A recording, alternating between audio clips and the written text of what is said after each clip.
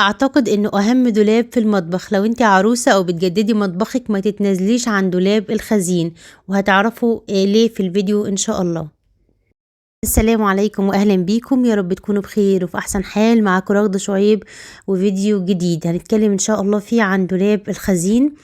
دولاب الخزين من اهم الدواليب اللي ممكن تعمليها في المطبخ. انا عاملاه من وقت ما اتجوزت، بس كان طبعا لون المطبخ بني وغيرته الابيض، وان شاء الله باذن الله هعمل لكم جولة كاملة في مطبخي. بس النهاردة هنتكلم عن دولاب الخزين.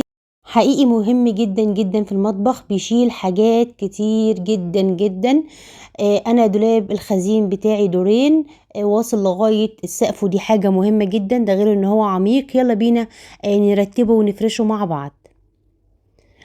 علشان نحافظ على الخشب لازم مفارش، وهوريكم افضل نوع مفارش بعد تجربة مفارش كتير. وطبعا اكتوميسرين ما اقدرش استغنى عنه. بنضف الخشب كويس وبعد كده برش رشة خفيفة من اكتوميسرين بتاع النمل عشان احافظ على الخزين بتاعي. المفارش دي فوم، سعرها رخيص جدا، ومع ذلك حلوة جدا، بتستحمل الصدمات وبتثبت، ويعني بتحافظ على الخشب فوق ما تتخيلوا. التومسرين طبعا مخفف بالمية، بس برشه على اي حاجة لانه هو امن تماما. يعني العلبة دي انا بخزن فيها اكياس السكر او السبت ده بتاع التخزين، فلازم ارش اكتومسرين فيه، ورشيت اكتومسرين على المفرش علشان اضمن ان الخزين بتاعي ما يوصلوش نمل نهائي. وعلبة الوطنية بتاعت الرز دي كنت صورتها لكم مرة في فيديو من فيديوهاتي، ممتازة، ومعاها الكوب المعياري، مريحة جدا.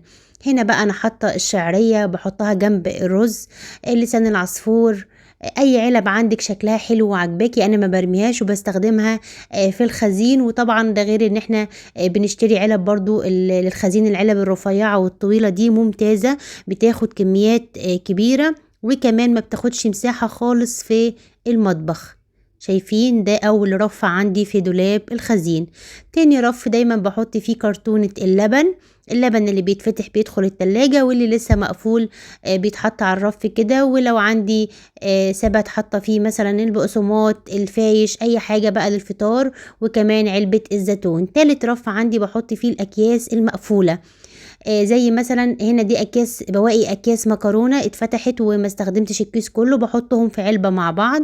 وهنا الدقيق والمكرونه، اي اكياس بقى في الخزين تتحط في تالت رف. او طبعا ترتيب الارفف دي براحتك، بس انا بوريكم طريقتي اهو بالشكل ده.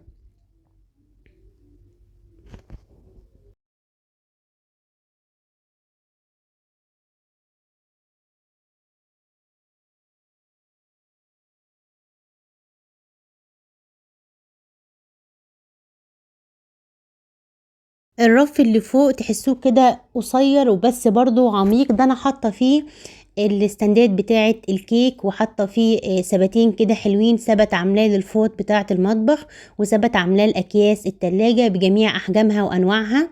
وكمان لو الجوانتيات بتاعه المطبخ حطاهم برضو في السبت ده. وهنا جنب السبت والستاند بتاع التورات حاطه بقى اي حاجه طويله، زي مثلا الفرادة بتاعه العجين، الورق الفويل، ورق الزبدة، الاسترتش، ورق الاسترتش، اي حاجة طويلة. الرف ده بصراحة ممتاز وعملي ومكفي الحاجة، شايفينه كمان زايد قدام الحاجة. الكسترات، ورق المطبخ، اي حاجة زي ما انتوا شايفين اهو شايلها وزي الفل. مفارش السفرة اهو بالشكل ده.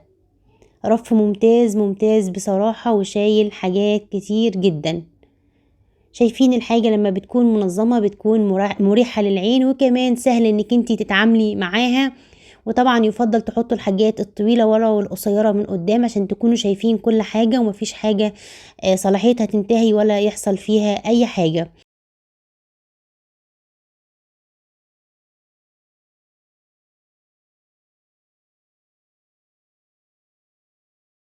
الرف الارضي او اللي هو متعب عشان توصلي له، حاطه فيه الحاجات اللي انا بستخدمها نادرا، حله كبيره قوي، مصفى كبيره قوي، الدماسه، الجهاز بتاعها، علبه ملهاش استخدام معايا، وكمان بتشيل اكتر من كده. بس ده الحاجه اللي انا حطاها فيه دلوقتي. شايفين دولاب الخزين ما شاء الله بيشيل حاجات كتير جدا. الحاجه لما تكون منظمه بتكون مريحه للعين وسهله الاستخدام. زي ما قلت لكم الدولاب بتاعي قطعتين، قطعة حاطة فيها الخزين اللي بستخدمه، والقطعة التانية اللي فوق دي حاطة فيها بقى كل حاجة نادرا لما استخدمها، الحاجات اللي هي بتتخزن بجد بقى، صواني ما بستخدمهاش، حاجات برطمانات، طقم توابل مثلا اشتريته لسه ما استخدمتوش، الحاجات هي ايه اللي انا ما بروحش ليها غير يعني الاستخدام النادر. ان شاء الله لما اعمل لكم جولة في المطبخ هوريكم كل الكلام ده بالتفصيل، بس انا النهارده حبيت اكلمكم عن دولاب التخزين. لو انت بجد عروسة او بتجهزي مطبخك ما تستغنيش عنه، واعمليه طول طويل كده فوق بعضه، وكمان عميق لجوه، هيريحك جدا وهيشيل حاجات كتير جدا. لو عجبتكم الفيديوهات اللي من النوعية دي اكتبولي كومنت تحت الفيديو عايزين ايه كمان، وانتظروني في وصفات كتير وتكات اكتر. والسلام عليكم ورحمة الله وبركاته.